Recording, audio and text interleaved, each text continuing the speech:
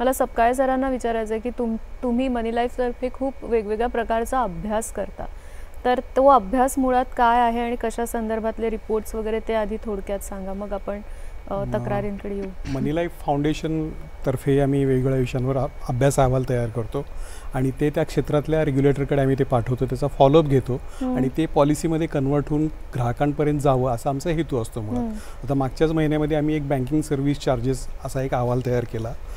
तर या अहवालाचा उद्देश असा होता की बँकांमध्ये ग्राहकांना जे तुम्ही चार्ज घेता किंवा जे तुम्ही शुल्क आकारता तर ते शुल्कमध्ये कुठेतरी एक स्टँडर्डायझेशन असायला हवं. आता आम्ही जो अहवाल केला तर याचा अहवालामागची पार्श्वभूमी अशी आहे की 20 वर्षानंतर अशा पद्धतीचा हा पहिला अहवाल आहे.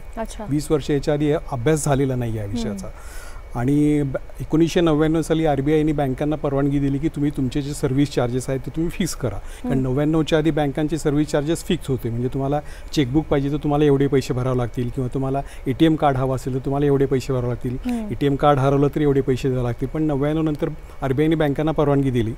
पण त्याचा फायदा असा झाला की ग्राहकांना फायदा व्हायच्याऐवजी तो बँकांना त्याचा फायदा झाला. म्हणजे आम्ही ज्या वेळेला रिपोर्टिंग करत होतो की बँकांचे जे वार्षिक अहवाल जे असायचे किंवा बजेट जे त्यांचं यायचं तर त्यावेळेला आम्ही नेमका प्रश्न जो असतो तो आमचा व्याज किती बँकेने कमवलं गेल्या वर्षभरात हा आमचा मुद्दा असायचा 99च्या पूर्वी.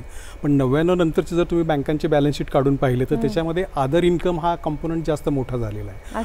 म्हणजे बँकांचा जो मूळ व्यवसाय होता तो सोडून आता हे अदर इन्कम का आहे तर हे ग्राहकांकडून घेतलेलं शुल्क आहे. उदाहरण सांगायचं झालं तर आता काय बँकांनी बेसिक सर्व्हिस आमचा जो अहवाल आहे याच्यामध्ये आम्ही 44 बेसिक त्याचे सेगमेंट केलेले आहेत. त्या चार्जेसवर आम्ही डिस्कस केलं तर त्याच्यामध्ये आम्हाला असं लक्षात आलं, आम्ही 25 बँकांचा अभ्यास केला, त्याच्यामध्ये असं लक्षात आलं की काही बँका आता ॲव्हरेज जो आहे समजा चेक रिटर्न चार्जेस आहेत काही तांत्रिक काळामुळे चेक रिटर्न आला तर ऑन ॲन ॲव्हरेज या 25 बँकांमध्ये साधारणपणे 83 ते 85 रुपये ॲव्हरेज आहे की चेक रिटर्न चार्जेसमध्ये. पण काही बँक आहेत ते 350 रुपये चार्ज घेतात. दुसरा म्हणजे तुमचं DD कॅन्सलेशन असतो. DD कॅन्सलेशनचा ॲव्हरेज आहे 83 रुपये, काही बँका 250 रुपये घेतात. आणि सगळ्यात गंमत म्हणजे डोअरस्टेप बँकिंग सरकार ज्याला हे करते प्रोत्साहन देते बँकांना सांगते की तुम्ही सिनियर सिटीजनना डोअरस्टेप बँकिंगची सर्व्हिस द्या. तर डोअरस्टेप बँकिंगमध्ये तुम्ही जर समजा ते फायनान्शियल ट्रान्झॅक्शन नसेल किंवा तुम्ही फक्त काही माहिती काढायची असेल बॅलन्स किती आहे किंवा चेकबुक पाहिजे हे फायनान्शियल ट्रान्झॅक्शन नाही आहेत पण त्याच्यासाठी सुद्धा 250 रुपये चार्ज घेते एक बँक. आणि ऑन ॲन ॲव्हरेज त्याचा खर्च येतो साधारणपणे 54 रुपये. इनफॅक्ट काही बँका तर आम्हाला अशा ह्या अहवालामध्ये सापडल्या की तुम्ही ATM पिन बँक सांगते की ATM आल्यानंतर तुम्ही पिन चेंज करा. आता तुम्ही सेल्फ जनरेशन पिन चेंज केली तर तुम्हाला 50 रुपये पण घेतात ते तुमच्याकडून. म्हणजे ही एक पद्धतीची ही लूटच आहे. पण ही कुठंतरी अशी चव्हाट्यावर यायला हवी होती, सगळीकडे मांडायला हवी होती. तर आमचं म्हणणं असं आहे की अभ्यासातून आहे की हा आम्ही अभ्यास केला. आता रिझर्व्ह बँकेने याच्यामध्ये पुढाकार घ्यावा आणि सगळ्या बँकांचे जे काही चार्जेस आहेत ते त्यांच्या वेबसाईटवर मांडून ठेवा जेणेकरून आता समजा मी बाजारात एखादी वस्तू घ्यायला गेलो तर मी 4 दुकानं फिरल्यानंतर मला त्याचा भाव कळतो त्या वस्तूचा. पण इथं तुम्ही बँकेत अकाउंट ओपन करायला जातात किंवा तुम्ही बँकेचे कस्टमर आहात पण तुम्हाला हेच माहिती नसते की एखाद्या गोष्टीसाठी चार्ज किती घेतला जातो.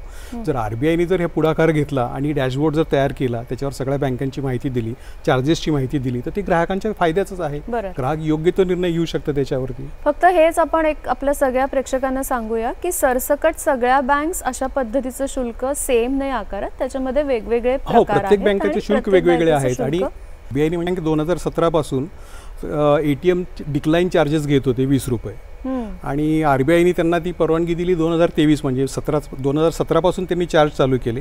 RBIने परवानगी दिली 2023 पासून आणि परवानगी कशी दिली रेट्रोस्पेक्टिव्हली म्हणजे तेव्हापासूनची परवानगी दिली.